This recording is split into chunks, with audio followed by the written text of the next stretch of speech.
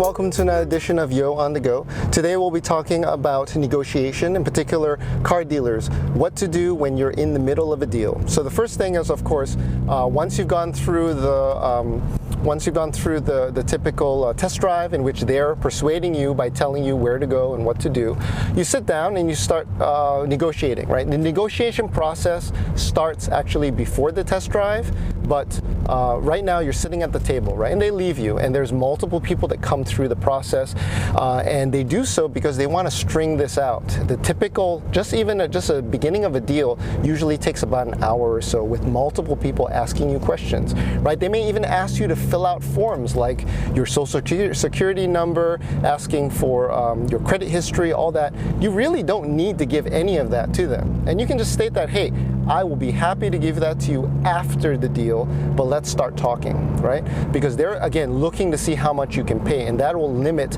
how much they're willing to go in their deal. Secondly, it's always important to have something to do in between these spaces, because in these spaces, they're actually watching you to see if you're nervous, or you're excitable, or you're anxious, or you really like the car. So it's always important to have two things. One, water, your own water. Secondly, a book.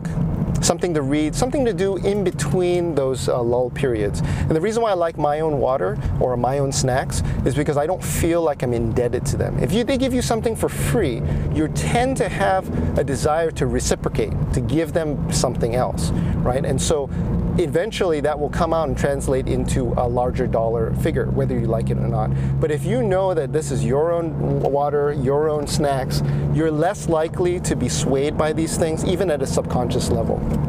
So some things to think about with regards to persuasion and your specific art of the deal. Hope this was helpful. Until next time, bye.